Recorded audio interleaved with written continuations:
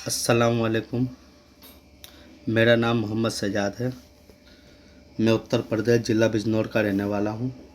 ददियार मेरी मेरठ की है, ननियाल मेरी धामपुर की है। ये मेरा बेटा है, 1 साल प्लस है। ये मेरी बीवी है। सन 2020 18 मार्च को मेरी बारात रामपुर गई थी, मुरादाबाद रामपुर। ये हम तीनों भाई हैं। ये हमारे अब्बू हैं। जब मैं 5 साल का था तब मेरे पापा का इंतकाल हो गया था। ये मेरा भाई मेरे पापा के इंतकाल के 6 महीने बाद पैदा हुआ था। ये मेरी बहन है। 19 मार्च सन 2020 को मुरादाबाद रामपुर से इनकी बारात आई थी। मेरा वलीमा था और मेरी बहन की बारात आई थी।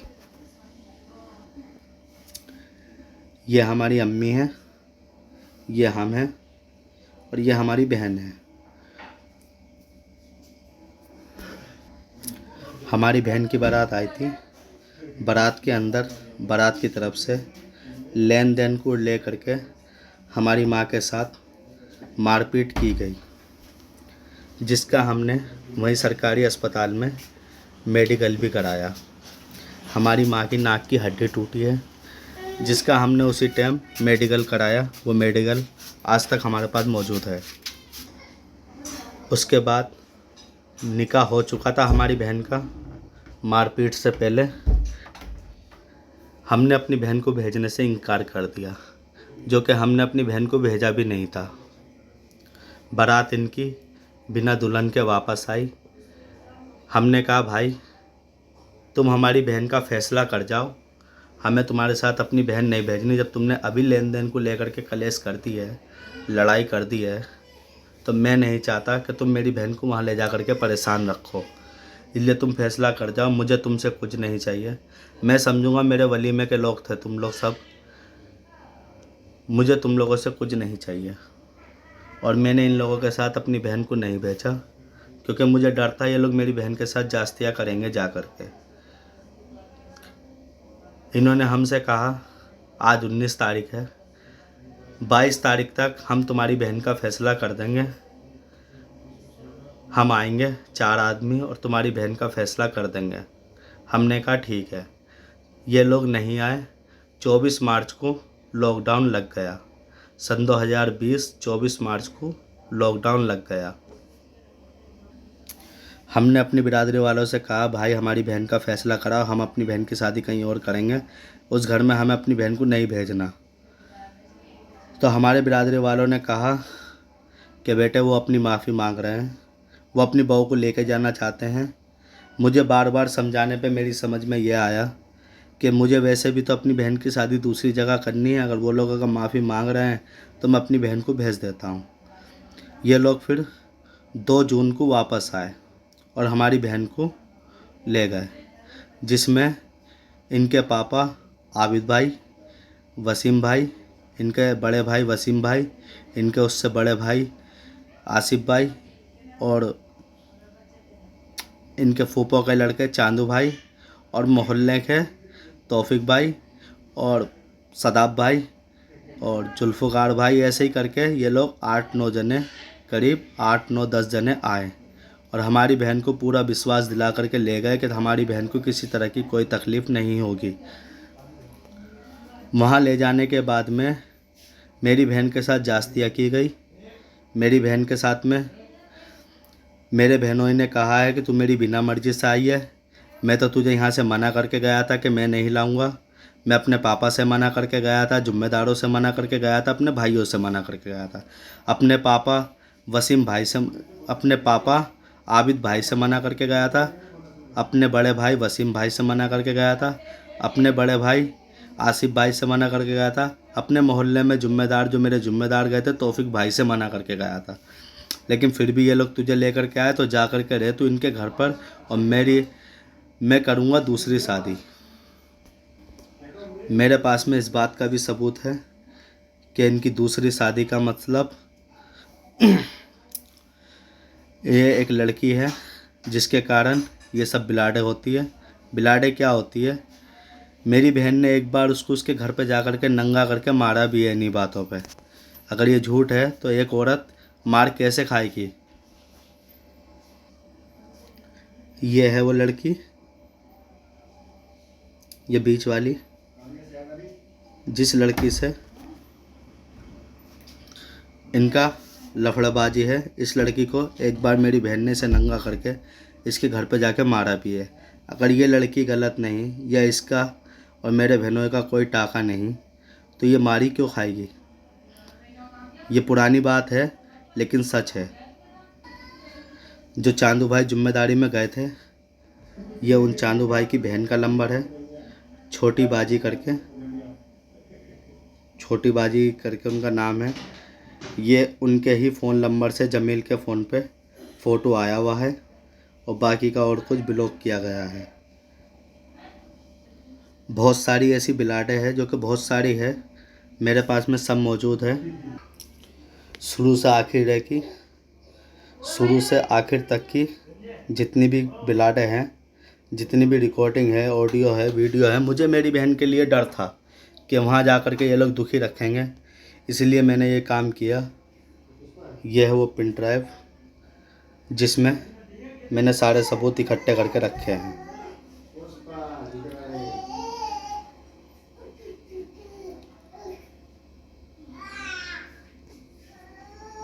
मैं मुद्दे की बात पे आता हूँ। इनकी बाजी के फ़ोन से फ़ोटो आने पे इनके घर में फिर से कलेश हुई तो ये मार पीट करके मेरी बहन का गला घोट के भाग गए, जिसमें मेरी बहन ने करंट के तार पकड़ने की कोशिश की। मैं ये नहीं कहूँगा करंट के तार इन्होंने खुद लगाए, मेरी बहन ने पकड़ने की कोशिश करी कि जब मेरी ज़िंदगी ख़राब कर दी तो मैं मर जाती हूँ। ये वो फ़ोटो हैं जो इनकी बहन के, मेरे बहनों की फूफो की लड़की के फ़ोन से आए। अकेले जमील भाई की गलती नहीं है, क्योंकि अगर जमील भाई की गलती है तो वो समझ में आता, लेकिन इनकी ही बहन के फ़ोन से फ़ोटो आ रहे हैं। पर ये मारपीट करके मेरी बहन को भाग गए। मैं यहाँ से गया दिल्ली से अपनी बहन को लेने के लिए। 4 दिन से मेरी बहन पिटी छिती अपने घर पर पड़ी थी। मैं अपनी बहन को लिवा करके ले आया।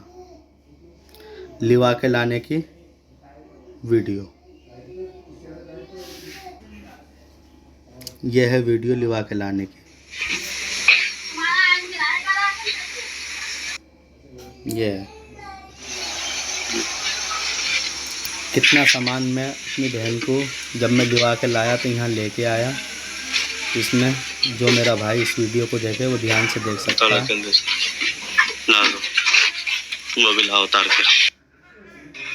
ये है एक बीड़ी कैसे बड़ा जो बीड़ी कैस मेरे घर में यहाँ है, मैं आपको दिखाता हूँ। मेरे घर में रखा है बीड़ी कैस। एक ये बीड़ी कैस है, ये बड़ा बीड़ी कैस है, ये मेरी बहन लेके आई है। ठीक है, ये एक बार और देख लेते हैं।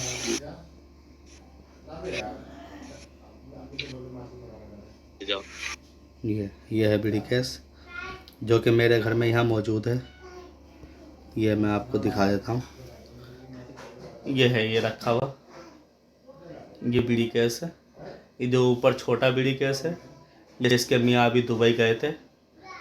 हमने बुलाया था मसला करने के लिए, लेकिन ये दुबई भाग गए थे, तब ये दुबई लेके गए थे। ये बीड़ी कैस जिस टाइम मैं अपनी बहन को लाया, घर में ताला मारा मैंने तौफीक भाई के सामने और चाबी तौफीक भाई को दे दी। ये तौफीक भाई हैं और मैं आ गया बाहर है। जमील भाई के पापा मेरे पास आए बाहर और उन्होंने आकर के मुझसे कहा कि तुम्हारा बहनोई तुम्हारी बहन को मार पीट करके भाग गया, मैं उसे कहाँ ढूंढूं। तुम्हारी बहन भी मुझे ले ले करके गई धक्के मारती हुई है। जैसे मैंने बहुत ढूंढने की कोशिश करी पर मुझे नहीं मिला। मैं कहाँ ढूंढूं। मैंने गाड़ी दी थी दहेज में, ई रिक्शा 1.5 लाख रुपए की लंबर वाली निकलवा करके अपने बहन वही के लिए कि ये ई रिक्शा किराए की चलाता है, इसलिए मैंने खुद दी थी लिवा करके। तो उन्होंने मुझे ई रिक्शा की चाबी दी, जमील भाई के पापा ने, कि ये गाड़ी की चाबी लो और गाड़ी को तुम या तो पार्किंग में लगा कर जाओ या अपने साथ ले जाओ, मैं तुम्हारी गाड़ी की देखभाल नहीं कर सकता।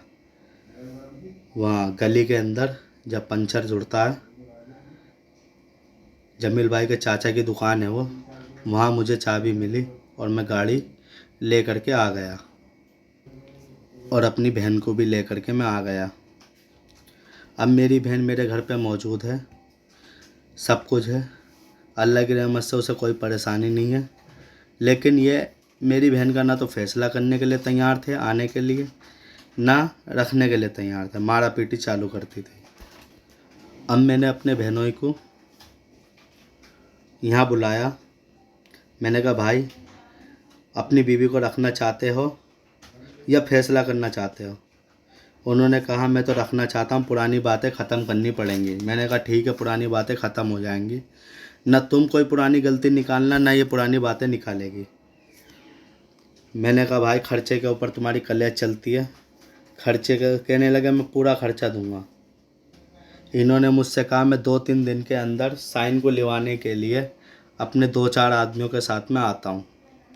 मैंने कहा ठीक है, आ जाओ और कलेश को ख़त्म करो। पर ये यहाँ ना आकर के ये दुबई चले जाते हैं। मुझे दुबई की फ़्लाइट में बैठने के बाद इन्होंने फ़ोटो भेजे कि हम तो भाई दुबई जा रहे हैं। रामपुर में कोई नूर भाई है जिनके साथ ये दुबई गए थे। वहाँ जा कर के इन्होंने काम वाम कुछ नहीं करा। वहाँ जा कर के लेटरिंगों में बैठ कर के कहते हैं मेरी किडनी बिकवा देंगे, मुझे मार डालेंगे, यहाँ पे मुझे बुला ले।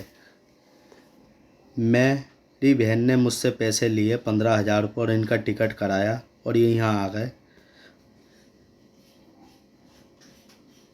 एयरपोर्ट से सीधे ये अपने चचेरे भाई या तेहरे भाई जो भी है अजहर भाई के पास जाते, उसके बाद ये हमारे घर आ गए। इन्होंने कहा था कि मैं आकर के काम करूँगा। इन्होंने उस टाइम पे साय का काम, भाई मैं साय का काम करता हूँ, लोकल वेटर का भी काम करता हूँ, गुब्बारे भी बेचता हूँ, गैस के फल भी बेचता हूँ, रिक्शा भी चलाता हूँ। मैं जो काम मुझे मिलता है मैं वो काम कर लेता हूँ। इसीलिए मैंने कहा था साय का काम चल रहा है, रोज़ तुम्हारी डबल तिबल दिहाड़ी में लगवाता रहूँगा। तो ये उस टाइम पे कहने लगे मेरी अभी फूफो ख़त्म हुई है, मैं ज़रा रामपुर में जाऊँगा, अपनी फूफो को मिल के आऊँगा। मेरी बहन ने कहा मैं भी चलूँगी साथ में। इन्होंने कहा मैं जा कर के अपने आसिफ वसीम भाई से पूछ लूँ कि मेरी बीवी आना चाहती है, मैं अपनी बीवी को लेके आऊँ या नहीं लेके आऊँ, और ये चले गए। इस बारे में मैंने चांदू भाई से बात की थी, जिसकी मेरे पास रिकॉर्डिंग मौजूद है। ठीक है, इन्होंने मेरे घर पे बैठ कर के कहा है कि मेरे पापा का इंतकाल हुआ, मेरे पापा के मरने में तुम लोगों ने कहा किस तरह के रिश्तेदार हो तुम। इन्होंने मुझसे इस तरह की बात की, लेकिन इनके पापा के मरने का हमें आज तक किसी ने कुछ बताया नहीं था, आज तक कुछ नहीं बताया। मरने के हमें पता चला उनका, लेकिन उस टाइम पर कफन दफन सब हो चुका था। हमें ये भी पता चला कि हम इनके पापा के मरते टाइम, इनके पापा के आखिरी बयान में इनके भाई आसिफ वसीम भाई ने उल्टे सीधे बयान लिए। किस तरह के बयान है मैं आपको दिखाता हूँ। तो मैंने इस बारे में चांदू भाई से बात की। मैंने कहा भाई मेरी बहन के लिए ऐसे उल्टे सीधे बयान लिए जा रहे हैं। तो चांदू भाई ने मुझसे कहा कौन तुमसे इस तरह की बातें कर रहा है, जो भी तुमसे इस तरह की बातें कर रहा है वो तुम्हारी बहन का घर बिगाड़ना चाहता है। कोई इस तरह की बात नहीं है, कोई बयान नहीं लिए गए।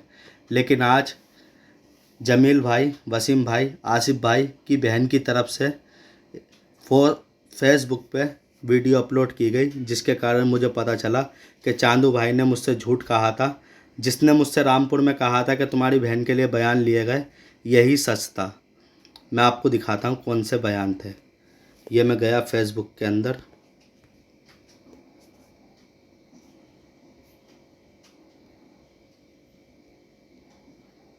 ये हसीना खान करके इनकी बहन की आईडी है। ये देखो 6 दिन पहले अपलोड की गई ये वीडियो, आप मैं इंग्लिश ज़्यादा पढ़ा लिखा नहीं हूँ, लेकिन इतना जानता हूँ इसके लास्ट में सी मोन्यो करके कुछ लिखा हुआ है। ये है वो बहन। साइन ने मारा है। क्या हो गया? तबीयत खराब हो गई क्या?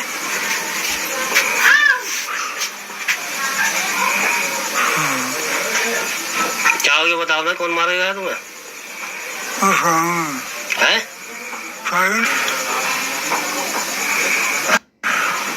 जोर से बोलो।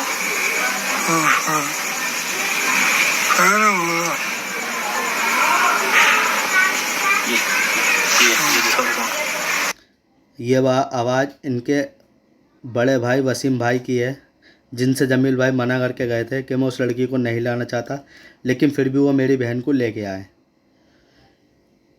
आज वो मेरी बहन के पीछे 18 दिन हो चुके मेरी बहन को दिल्ली में आए हुए। मतलब इस वीडियो के हिसाब से, इस वीडियो के बनने से पहले 18 दिन पहले मैं अपनी बहन को दिल्ली ला चुका था, और वो 18 दिन बाद बेचारे चरपाई पे लेटते हैं तो उनसे ज़बरदस्ती पूछा जाता है कि तुम्हें किसने मारा। आगे की वीडियो आप देखें।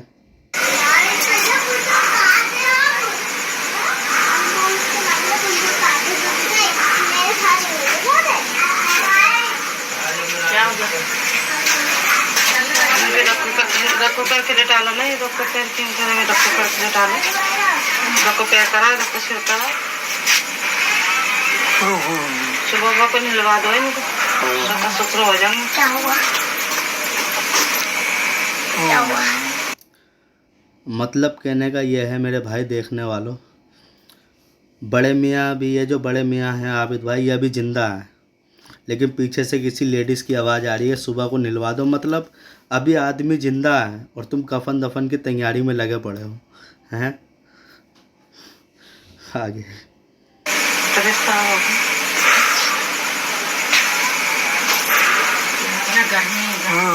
क्या हो गया बताओ ना, बोलो। पंखा चला दो ऐसे। किसने मारा? शाही ने मारा। सब ने ये पूछा है किसने मारा, किसी ने ये पूछा है कि साइन ने मारा। क्या मारा? चाकू मारा, जहर दिया है, पत्थर मारा, क्या मारा? वो 18 दिन पहले दिल्ली आ चुकी है, तो अब मारा तो क्या ही से मारा? कौन सी साइन ने मारा? किसी ने ये पूछा?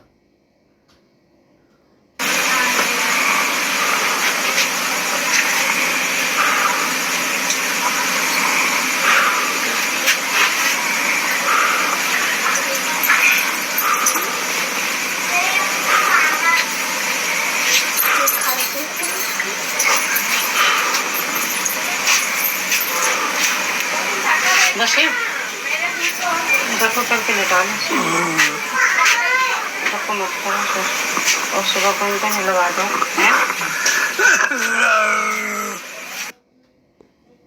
ये है ये वीडियो, ये इनकी बहन हसीना ने। एक तरफ तो ये लोग कहते हैं कि इनकी दिल्ली वाली माँ से हमारा कोई लेना देना नहीं है। जमील के भाई आसिफ भाई, वसीम भाई ये कहते हैं हमें नहीं मालूम, तुम्हारी बहन के साथ गलत कर रहा है, हमें नहीं मालूम इसकी माँ कहाँ से लाई थी, हमारा भाई नहीं है। दूसरी तरफ यह वीडियो बनाते हैं रामपुर में और अपलोड की जाती है चौहान पट्टी में, यहाँ लोनी के अंदर। ठीक है, ये वीडियो सच है, लेकिन जब इसमें मरता हुआ आदमी बयान दे के गया, कैसे भी नहीं, इनको मरे हुए भी अल्लाह की रहमत से साल भर हो गया, इन लोगों ने किसी तरह की कोई कार्रवाई नहीं करी, बस वीडियो बना ली और वीडियो बना करके इस तरह से अपने पास रख ली। इस मामले में कार्रवाई होनी चाहिए थी। और मुझे शक है ये जो आबिद भाई है, ये जमील भाई इनकी दूसरी बीवी के लड़के हैं। पहली बीवी को खुद इन्होंने आबिद भाई ने ही मार डाला था, टुकड़े टुकड़े करके यहाँ सैलमपुर नाले में फेंकने के लिए जा रहे थे, जो कि मुझे खुद इनके ही रामपुर से पता चला। मुझे शक है कि साइन की ही आड़ ले करके आसिफ वसीम भाई ने अपने बाप को मार डाला अपनी माँ का बदला लेने के लिए। मैं चाहता हूँ इस मामले की जांच हो। रमज़ान का महीना है, ईद के बाद देखते हैं इस मसले में क्या होता है। आगे अभी पिछले हफ्ते 8 तारीख को यानी सन 2023 यानी 8 तारीख चौथा महीना सन 2023 को मैं अपनी बहन को उसकी ससुराल चौहानपट्टी छोड़ने गया था, क्योंकि इसका मियाँ आने के लिए तैयार नहीं था और अब भी 2 दिन से अपने दोस्तों में है या अपनी माँ के पास है, कुछ अता पता नहीं है। इसलिए मैं वहाँ गया था छोड़ने के लिए पिछले हफ्ते।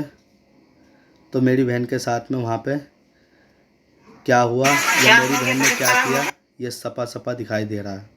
तेरी कुछ नहीं है, तेरी माँ का भी दौरा पड़ गया, सबका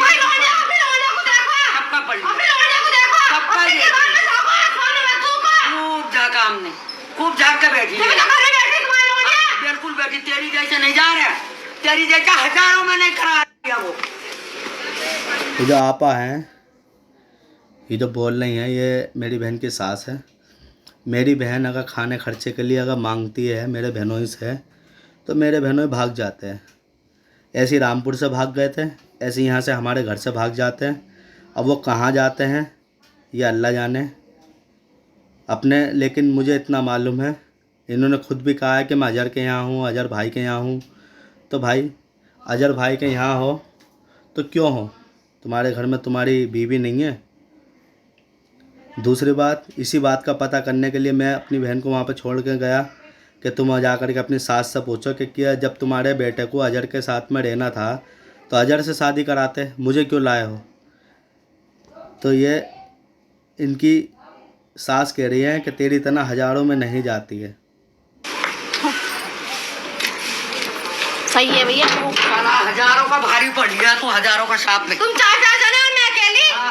चार जोड़े तो 100 भी तेरे लिए का कम है। 100 जोड़े भी होगा, उसका भी तू सबका खा जाएगा, निकल जाएगा। तू तो ऐसा वादगार नहीं है कि सबका निकल जाएगी तू। ये वीडियो हो गई पूरी। तेरी कुछ नहीं है, तेरी माँ का भी दौरा इससे अगली वाली बढ़िया। मेरी बहन की सास यानी साइन की सास ने कहा कि तूने मेरे लड़के को गिरवान पकड़ के मारा है।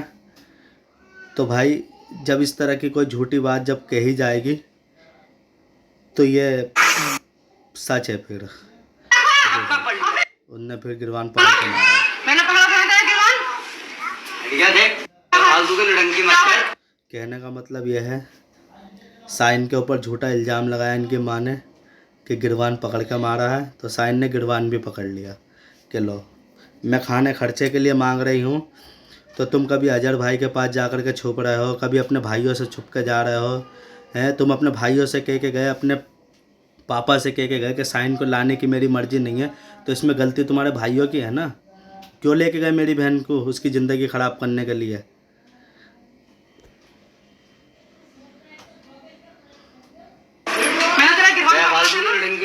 मैंने तेरा गिरवान पकड़ा था ना, तेरा कहना था ना, तेरी माँ का मैंने तेरा गिरवान रात से बदतमीजी, कल से बदतमीजी मेरे साथ चली जा रही है।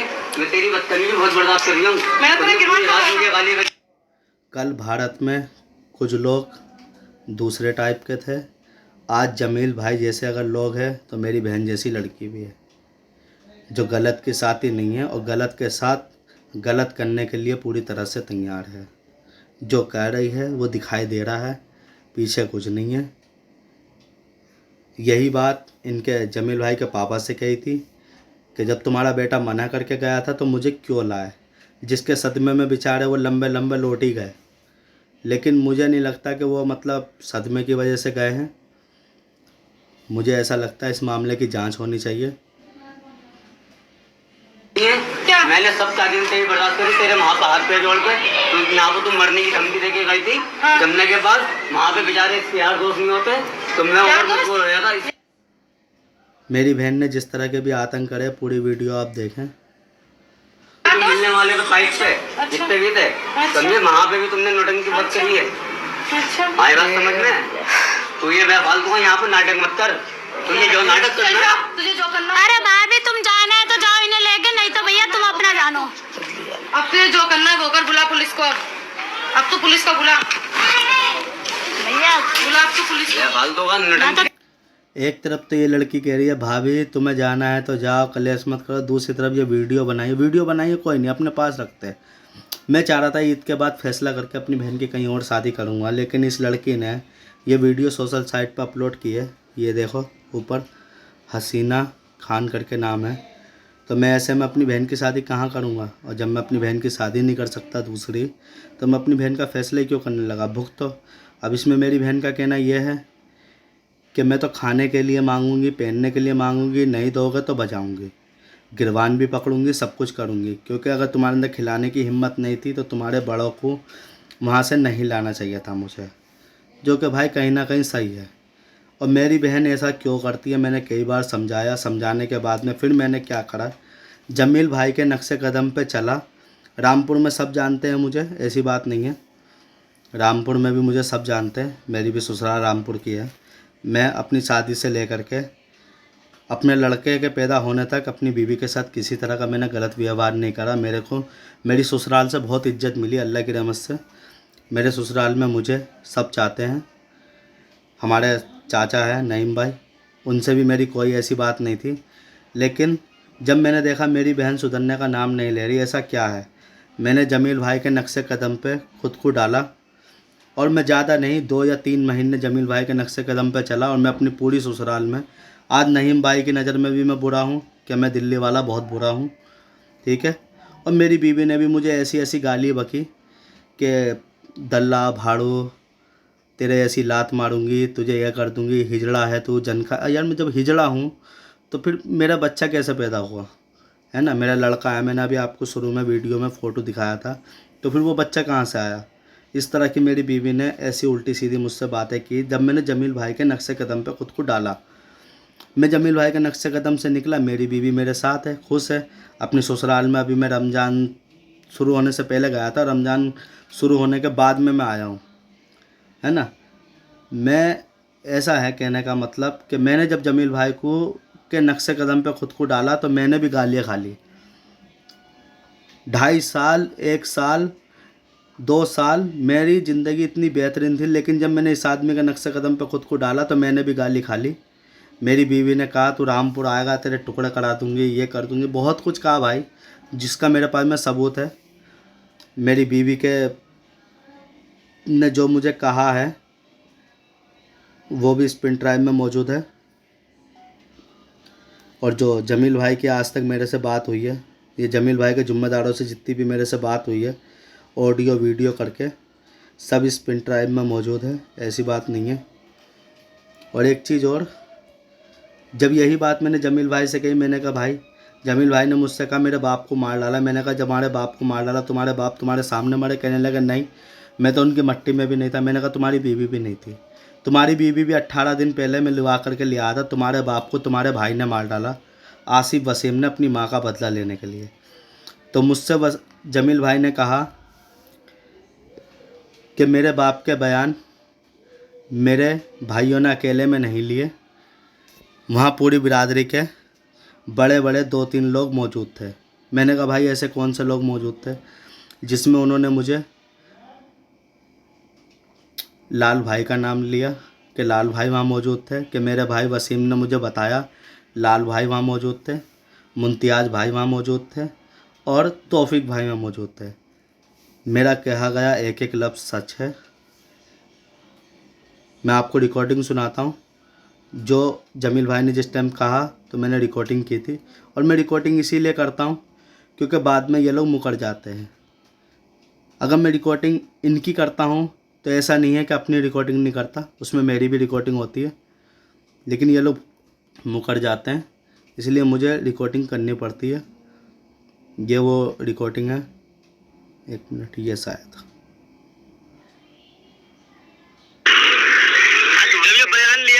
कौन कौन था वहाँ पे मौजूद? नहीं तो जो बताया गया है वो बताया गया। किसने बताया? मालूम नहीं। अरे किसी ने बताया तो क्या बताया? नहीं वसीम भाई से जब बात हुई थी उनकी उस टाइम, हाँ, शुरू में बोले हमने कोई अकेले में कोई लिया, सब जने मौजूद थे। सब जनों में कौन कौन था हमें भी तो यहाँ पता चल जाए। अब ये या कितने उनसे पूछ लो वसीम भाई से, वो बताया पाल लंबा। ये तो यही मुमताज भाई, चांद भाई का नाम, चांद भाई के नाम लिए मैंने, नहीं लाल भाई समझे? मुमताज भाई, तौफीक भाई, ये लोग थे। लाल भाई, मुमताज भाई, तौफीक भाई थे जिस टाइम पे तुम्हारे पापा का बयान लिया जा रहा था। मैंने मुझे बताया था, या इनको मालूम होगा, मुझे नहीं मालूम।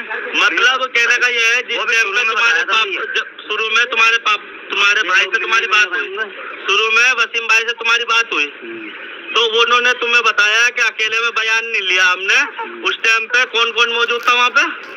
मैं कह तो रही हूँ, मैंने जो बात तुम्हें बताई है।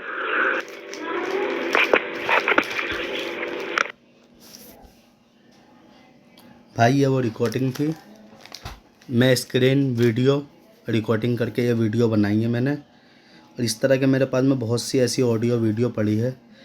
मेरे पास में वो ऑडियो भी पड़ी है जिसमें खुद जमील भाई कई दफ़ा ये कहते दिखाई दिया कि बुड्ढा मरता नहीं है, बुड्ढा मर जाए तो अच्छा है। मेरे पास वो भी पड़ी है। तो इससे इस बात का तो पता चलता है कि हाँ, ये खुद अपने बाप को मारना चाहते थे, जिसमें मेरी बहन को ज़बरदस्ती बदनाम किया गया। और अगर मेरी बहन अगर इसमें का गुनहगार है भी, तो मरते हुए आदमी के बयान थे भाई आखिर आपके पास, आपने कार्रवाई क्यों नहीं करी? किस बात का दबाव था आपके पास कि आपने ये कार्रवाई नहीं करी? मुझे शक है भाई कि इसमें जो कुछ भी बड़े मियाँ के साथ, अगर ये बड़े मियाँ के साथ अगर वाकई में गलत हुआ है, चाहे वो मेरी बहन हो, चाहे मेरा बहनोई हो या मेरे बहनोई के भाई हो, उन्हें सज़ा मिलनी चाहिए। बड़े मियाँ को बाहर निकालना चाहिए कब्र से। बड़े मियाँ की कब्र खोल करके उन्हें बाहर निकाल करके उनकी बॉडी पर जांच करनी चाहिए कि उनकी मौत कैसे हुई थी। उनकी ही बॉडी से उनकी मौत का पता चलेगा कैसे मौत हुई थी उनकी। और ये रिकॉर्डिंग जो है कि आसिफ, ये मेरे वसीम भाई ने अकेले में बयान नहीं लिया, लाल भाई, तौफीक भाई, मुमताज भाई मौजूद थे जिस टाइम पे बयान लिया गया। तो मैं लाल भाई और तौफीक भाई और मुमताज भाई से कहना चाहूँगा कि भाई आप कुछ भी है, लेकिन मोहल्ले के तो आप लोग हैं, क्यों नहीं किया आप लोगों ने कार्रवाई? आखिर भाई गलत हुआ है किसी के साथ में, तो गलत पर आप क्यों शांत होकर बैठ गए? अच्छा, ये वीडियो यहीं ख़त्म होती है। अस्सलाम वालेकुम। ऐसी बहुत सी हैं। मैंने इनकी बहन से कहा, जमील भाई की, कि वीडियो हटा दो फेसबुक पे जो पड़ी है। इन्होंने कहा तुम्हें डर लग रहा है क्या वीडियो से?